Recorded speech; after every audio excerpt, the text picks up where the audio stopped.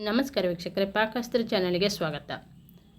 ಇವತ್ತು ನಾನೊಂದು ಸ್ಪೆಷಲ್ ಆಗಿರುವಂಥ ಒಂದು ರಸಮನ್ನು ನಿಮ್ಮ ಜೊತೆ ಶೇರ್ ಮಾಡ್ಕೊಳ್ತಾ ಇರೋದು. ನೀವು ಒಮ್ಮೆ ಈ ರಸಮ್ ಮಾಡಿಕೊಂಡ್ರೆ ಖಂಡಿತ ಹೌದು ಮತ್ತೆ ಮತ್ತೆ ಮಾಡ್ಕೊಳ್ಬೇಕನ್ನೋಷ್ಟು ರುಚಿಯಾಗಿ ಕೊಡುತ್ತೆ. ಮನೆ ಮಂದಿಗೆಲ್ಲ ಇಷ್ಟನೂ ಆಗುತ್ತೆ. ತುಂಬ ಟೇಸ್ಟಿಯಾಗಿ ಹೆಲ್ತ್ಫುಲ್ ಆಗಿರುವಂಥ ಒಂದು ರೆಸಿಪಿ ಇದು.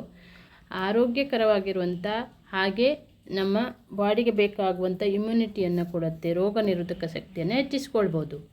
ನಾನಿವತ್ತು ನುಗ್ಗೆಕಾಯಿ ರಸಮನ್ನು ಮಾಡ್ತಾಯಿದ್ದೆ ನೋಡಿ. ಇದನ್ನು ಈಗ ಕಟ್ ಮಾಡಿಕೊಂಡು ಇದನ್ನು ಬೇಯಿಸ್ಕೊಳ್ಬೇಕು. ಈ ರೀತಿ ಕಟ್ ಮಾಡ್ಕೊಂಡು ರೆಡಿ ಮಾಡ್ಕೊಂಡಿದ್ದೆ. ಇದರ ಜೊತೆ ಒಂದು 3 ಟೊಮೆಟೊ ಹಾಕ್ತೇನೆ ನಾನು. ಒಂದು ಸಣ್ಣ ಪೀಸ್ ಆಗೋಷ್ಟು ಹುಣಸೆ ಹುಳಿಯನ್ನು ಹಾಕ್ಕೊಳ್ತೇನೆ. ಹುಣಸೆ ಹುಳಿ ರಸವನ್ನು ಮತ್ತೆ ಹಾಕ್ಕೊಳ್ಬೋದು. ಈಗ ಒಂದು ಸಣ್ಣ ಹುಣಸೆ ಹುಳಿಯನ್ನು ಹಾಕ್ಕೊಂಡಿದ್ದೆ. ಇದನಿಗೆ ಕುಕ್ಕರಲ್ಲಿ ಹಾಕಿ ಒಂದು 3 ವಿಸಿಲ್ ಮಾಡ್ಕೊಳ್ಳೋಣ. ಟೊಮೆಟೊ, ನುಗ್ಗೆಕಾಯಿ ಮತ್ತು ಸಣ್ಣ ಪೀಸು ಆಗೋಷ್ಟು ಹುಣಸೆ ಹುಳಿ, ಸ್ವಲ್ಪ ಅರಿಶಿಣ ಹಾಗೆ ಉಪ್ಪು, ಸ್ವಲ್ಪ ನೀರು ಹಾಕಿ 3 ವಿಸಿಲ್ ಮಾಡಿಕೊಂಡ್ರೆ ಆಯ್ತು. ಈಗ ನೋಡಿ, ಈಗ ಇದು 3 ವಿಸಿಲ್ ಮಾಡಿಕೊಂಡು ತಣ್ಣಗಾಗ್ಲಿಕ್ಕೆ ಇಟ್ಟಿದೆ. ಈಗ ಮಿಕ್ಸಿ ಬೌಲಿಗೆ ಹಾಕ್ಕೊಳ್ಳೋಣ. ಒಂದು 1/4 ಚಮಚ ಆಗೋಷ್ಟು ಜೀರಿಗೆ ಹಾಕ್ಕೊಂಡಿದ್ದೆ. ಹಾಗೆ ಬೇಯಿಸಿ ಇಟ್ಕೊಂಡಂಥ ನುಗ್ಗೆಕಾಯಿ, ಟೊಮೆಟೊ ಮತ್ತು ಬೆಳ್ಳುಳ್ಳಿಯನ್ನು ಹುಣಸೆ ಹಣ್ಣನ್ನು ಹಾಕ್ಕೊಂಡಿದ್ದೆ. ಬೆಳ್ಳುಳ್ಳಿ ಹಾಕಲಿಲ್ಲ. ಇವಾಗ ಇದನ್ನು ನೈಸಾಗಿ ರುಬ್ಕೊಂಡು ಸೋಸ್ಕೊಳ್ಬೇಕು ನಾವು.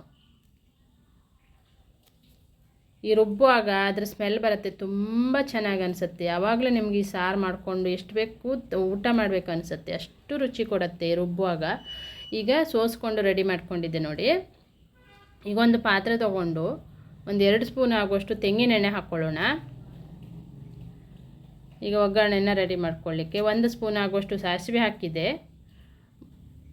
ಒಂದು 1/4 ಚಮಚ ಜೀರಿಗೆ, ಹಾಗೆ ಒಂದು 7-8 ಬೆಳ್ಳುಳ್ಳಿ ಹೆಸಳನ್ನು ಜಜ್ಜಿ ಹಾಕಿದ್ದೆ. ಒಂದು ಒಣಮೆಣಸಿನ್ಕಾಯಿ, ಸ್ವಲ್ಪ ಕರಿಬೇವು, ಆನಂತರ ಒಂದು ಅರ್ಧ ಈರುಳ್ಳಿಯನ್ನು ಕಟ್ ಮಾಡಿ ಹಾಕಿದ್ದೆ ನೋಡಿ. ಒಂದು ಚಿಟಿಕೆ ಆಗುವಷ್ಟು ಇಂಗನ್ನು ಕೂಡ ಹಾಕಿ ಚೆನ್ನಾಗಿ ಒಗ್ಗರಣೆಯನ್ನು ತಯಾರು ಮಾಡ್ಕೊಳ್ಬೇಕು. ತುಂಬಾ ಸಿಂಪಲ್ಲು, ಟೇಸ್ಟ್ ಅಂತೂ ಅದ್ಭುತ. ಹೌದು, ಖಂಡಿತ ನೀವು ಈ ಒಮ್ಮೆ ಮಾಡಿಕೊಂಡ್ರೆ ಖಂಡಿತ ಮರೆಯೋದಿಲ್ಲ, ಅಷ್ಟು ರುಚಿ ಕೊಡುತ್ತೆ ಇದು. ಈಗ ನಾನು ಸೋಸಿಟ್ಕೊಂಡಂಥ ಮಿಶ್ರಣವನ್ನು ಹಾಕಿ ರುಚಿಗೆ ತಕ್ಕಷ್ಟು ಉಪ್ಪನ್ನು ಹಾಕಿದ್ದೆ.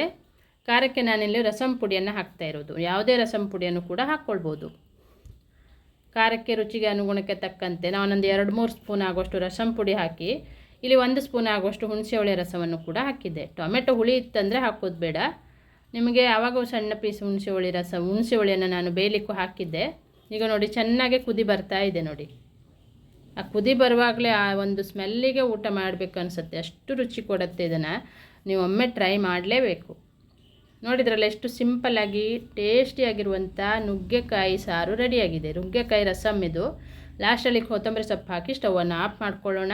ನೀವು ವೈಟ್ ರೈಸು ಮಾಡ್ಕೊಳ್ಬೋದು, ಬಾಯ್ಲ್ ರೈಸಿಗೂ ತುಂಬ ಚೆನ್ನಾಗಾಗತ್ತೆ. ವೈಟ್ ರೈಸಿಗಂತೂ ಸೂಪರ್ ಕಾಂಬಿನೇಷನು. ನಮ್ಮ ಕಡೆ ಕುಂದಾಪುರ ಕಡೆ ಬಾಯ್ಲ್ ರೈಸೇ ನಾವು ಮಾಡ್ಕೊಳ್ಳೋದು ದಿನಾಲು. ಹಾಗಾಗಿ ಬಾಯ್ಲ್ ರೈಸ್ ಜೊತೆನೂ ತುಂಬ ಟೇಸ್ಟ್ ಕೊಡುತ್ತೆ ಇದು.